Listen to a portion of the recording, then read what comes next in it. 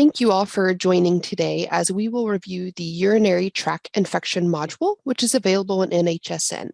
Today we'll review part 1, which is the UTI overview. My name is Hannah Byers. I am a Gold Belt C6 contractor. I'm an infection preventionist, which works with the Division of Healthcare Quality Promotion and Surveillance branch. Our learning objectives for today is we will discuss the NHSN monthly reporting requirements for the UTI module, and we will go over the UTI surveillance criteria as defined by NHSN. While conducting UTI surveillance in your facility, there are a few questions you should consider. For example, does the resident have any form of catheter in place? How would the symptoms be categorized, new or worse? What is your resident's evidence of infection? These various considerations are used for categorizing what type of UTI the resident may have. While conducting surveillance, there is a potential for the UTI definitions outlined in this presentation to differ from clinical definitions you may be used to in your facility. For the purposes of the NHSN UTI module reporting process, it is important that you follow the surveillance definitions outlined throughout this presentation. If you have any questions about potential surveillance versus clinical definitions, please send an email to nhsn@cdc.gov with UTI reporting in the subject line. Once you do so, this will allow us to route questions to the correct subject matter expert to respond in a timely manner. An NHSN monthly reporting plan is required for all long-term care facilities to be completed for each calendar month in which a facility plans to enter data into NHSN. For each participating month, the facility must report numerators, which in this case would be the UTI event and summary denominator data, such as total number of resident days to verify quality of submitted data. All alerts must be resolved for the month. We also recommend that facilities report for at least 6 consecutive months to provide meaningful measures.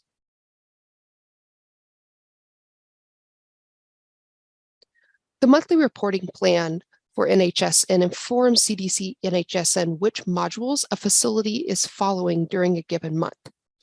Think of it as the facility's commitment to entering data for a chosen event for the month. The plan will inform CDC which data can be used to aggregate data analysis, such as developing a national baseline. The facility must enter a plan for every month in which surveillance and data submission will occur.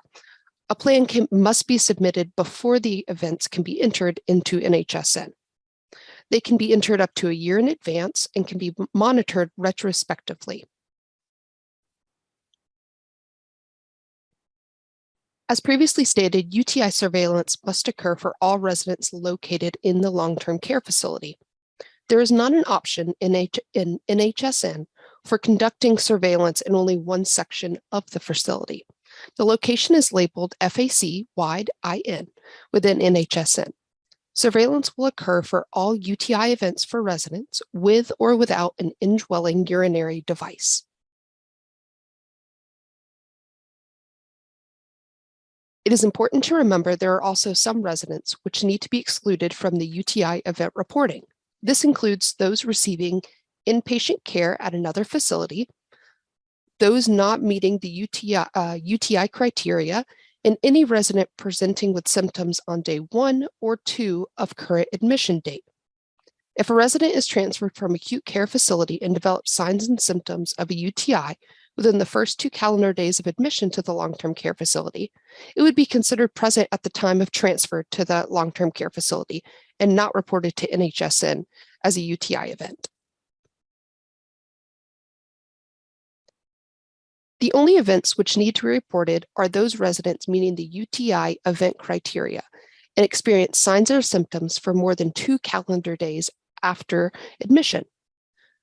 The chart below provides an example of when it is appropriate to report a UTI event based on calendar days. For example, if the resident was admitted on June 4th, this is considered day 1. and signs or symptoms which meet NHSN UTI event criteria began on June 6th, which is considered day 3. Then this would be considered an acceptable reportable UTI event.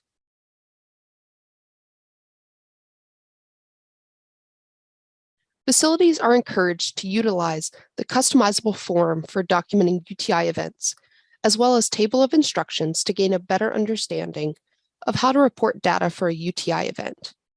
The UTI event protocol is also very helpful to reference while reporting UTI events. The criteria for each type of UTI even are explained in details within this document. All of the documents can be accessed on the long-term care facility component webpage. This link is also at the bottom left corner of this slide. Here you can see a screenshot of the CDC NHSN long-term care facility website. This site provides numerous resources such as training, protocols, forms and instructions, supporting materials, analysis resources, and frequently asked questions. The UTI webpage can be accessed through the hyperlink included. As mentioned on the previous slide, the material found on this webpage are extremely helpful in guiding facilities on how to report UTI events. The event protocol will have detailed flowcharts for the criteria that should be met for each reportable UTI event. We will now discuss the UTI event and surveillance key terms and definitions. As we previously discussed, the definition of the date of event is the date when the first clinical evidence, meaning sign or symptom, of the UTI appeared, or the date that the urine culture specimen used to meet the infection criteria was collected, depending on whichever comes first. The graphic below can assist with visualizing the date of event. The NHSN UTI module defines an indwelling catheter as a drainage tube that is inserted into the urinary bladder through the urethra, is left in place, and is connected to a drainage bag collection system, also called a Foley catheter. Any other catheter listed below, such as in and out catheter, does not meet the NHSN criteria as an indwelling urinary catheter. Any residents with other types of catheters, as mentioned in and out catheter, may still meet the UTI criteria as defined in non-catheter associated events. The NHSN UTI module defines indwelling catheter as a drainage tube that is inserted into the urinary bladder through the urethra, is left in place, and is connected to a drainage bag collection system, also called a Foley catheter. Any other catheter which is listed below does not qualify as an indwelling catheter per the NHSN criteria.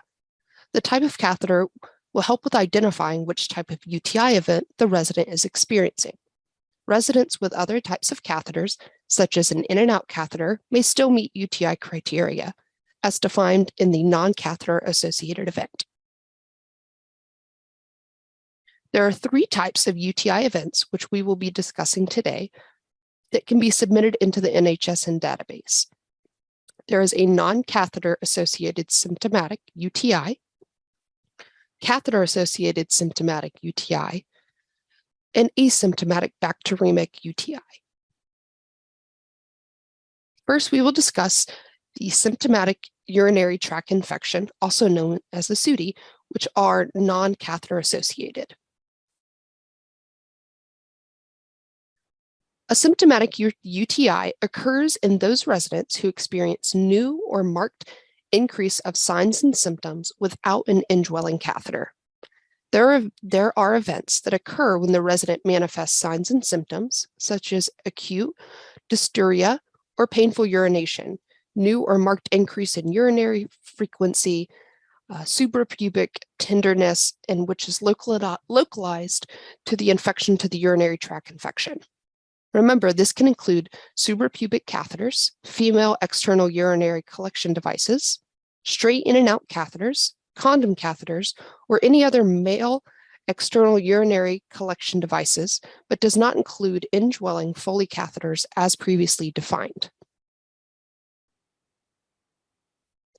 There are two major qualifications for a UTI to be categorized as a SUTI. First, the resident must meet criterias 1, 2, or 3 in the boxes listed at the top. They do not have to meet all 3 of these for there to be a reportable UTI. The resident can meet criteria 1, which means they either has to meet one of the 2 following listed in that first box.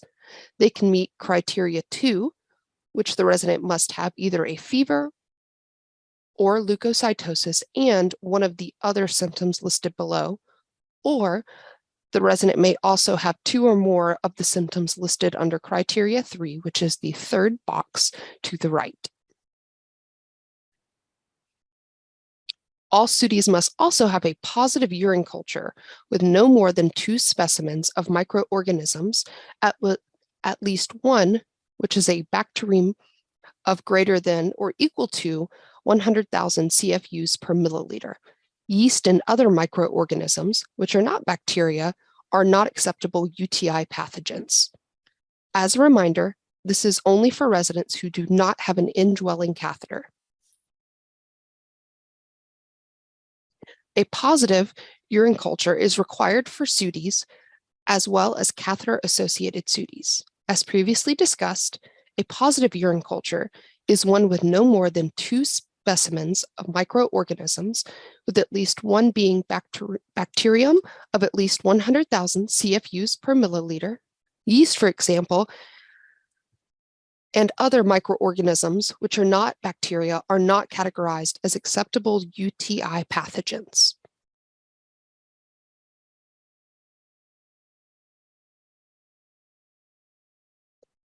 Fever is one of the potential criteria options that can be met in order for a SUTI to be a reportable UTI event. Facilities can find the definition of fever within the table of instructions and the UTI event protocol.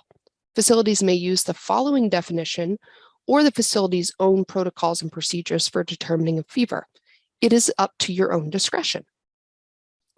A single fever can be defined as 37.8 degrees Celsius, 100 degrees Fahrenheit, or greater than 37.2 degrees Celsius and 99 degrees Fahrenheit on repeated occurrences, or an increase in 1.1 degrees Celsius to 2 degrees Fahrenheit over a baseline.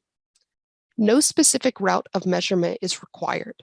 Use the temperature documented in the resident's medical records. No conversion based on route of collection. Non-specific sign that can be used to meet other criteria, even in the presence of another possible infection source. Fever can be used as a criteria for SUTIs, even if the resident has another possible cause for the fever, for an example, pneumonia. Baseline is the average of the resident's previous documented temperatures using the same method for fever.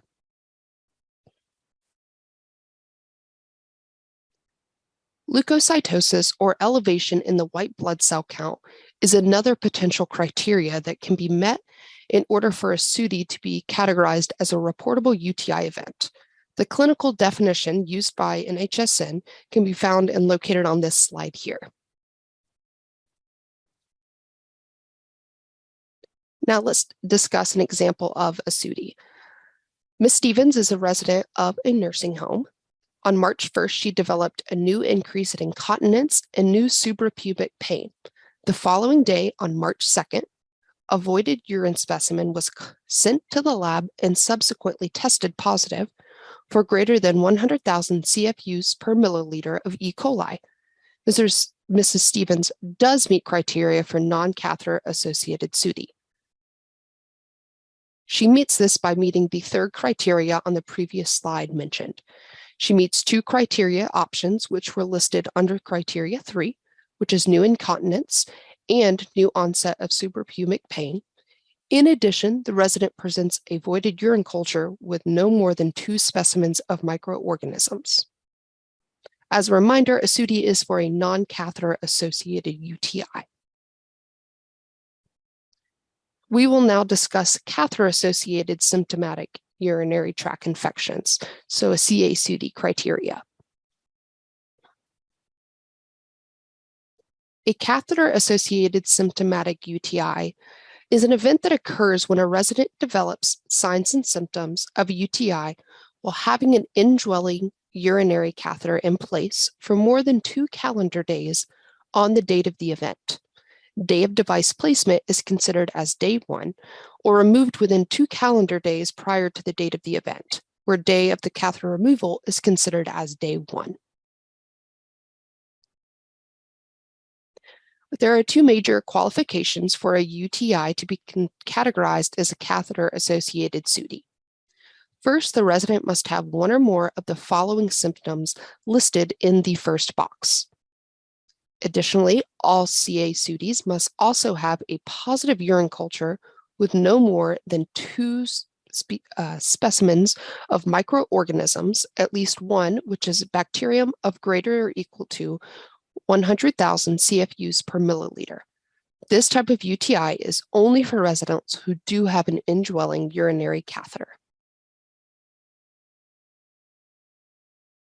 As previously mentioned, you can see here the urine culture requirements for a CA SUTI. One of the signs or symptoms which meet the criteria for a CA SUTI is hypotension or low blood pressure.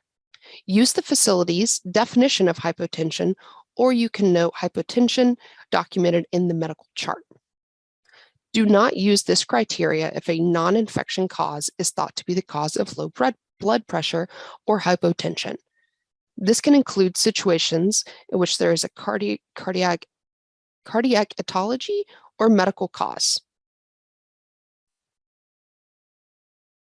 Do not use this criteria if a non-infection cause is thought to be the cause of low blood pressure or hypotension. This can include situations when there is a cardiac event or a medication cause. Similarly, new onset of confusion is another sign or symptom which meets one of the potential criteria for a catheter-associated SUTI. There is no formal definition, but rather up to the discretion of the facility. However, remember the confusion or functional decline needs to be new or worsening. The application of the CAM, which is standardized definition to identify the presence of delirium, may be used, but is not a requirement.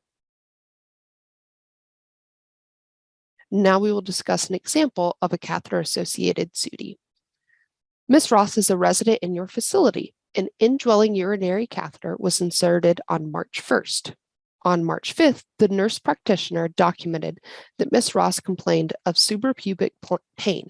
The following day, on March 6th, a specimen collected from the Foley catheter was sent to the lab and subsequently tested positive for greater than 100,000 CFUs per milliliter of E. coli and 100,000 CFUs per milliliter of Candida aureus. Ms. Ross does meet NHSN criteria for a CA SUTI on March 5th. Since the indwelling urinary catheter was present on day of the event, she had at least one qualifying documented symptom, suprapubic pain. Below, you can see the criteria that meets. The indwelling catheter was in place for greater than 2 calendar days. There was one symptom, the new onset of suprapubic pain, and a positive urine culture that had at least one qualifying bacterium and no more than 2 species of organisms present. The third type of UTI we will discuss is the asymptomatic bacteremic urinary tract infection event.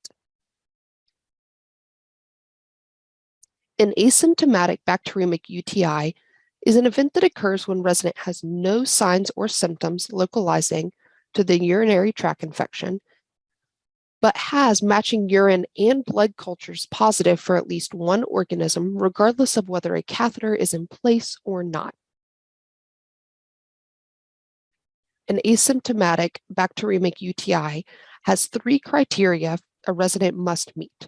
First, the resident does not have a qualifying fever or any localized urinary signs or symptoms.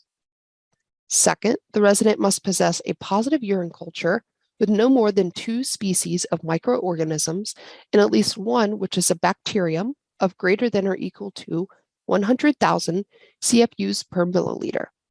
Again, the same definition we have been using for urine cultures in the 2 previous UTIs discussed.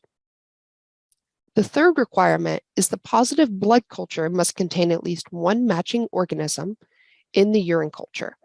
So basically, the blood culture and urine culture must contain the same organism. An asymptomatic bacteremic UTI event can occur for both residents with or without an indwelling catheter.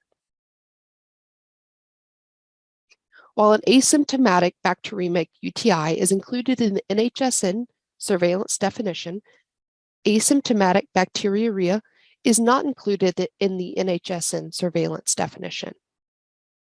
This is defined as a bacteria in the urine in the absence of a clinical signs or symptoms of the infection. While it is common in long-term care facilities, it is not an infection which should be submitted into the NHSN database. Now we will discuss an example of an asymptomatic bacteremic UTI. Mr. S is a 90-year-old resident in the facility. He has a history of multiple medical issues. Mr. S does have an indwelling catheter that has been in place for the past 10 days, but you do not find documentation indicating signs or symptoms of a urinary tract infection in the previous 7 days. On March 3rd, blood, urine, and wound cultures were collected. You review the following lab reports reported on March 5th. Below are the lab results that you find. This is an example of an asymptomatic bacteremic UTI because the positive blood culture has one matching organism in the urine culture. The positive urine culture with at least one qualifying bacterium and no more than 2 specimens of organisms. No documented signs or symptoms as well.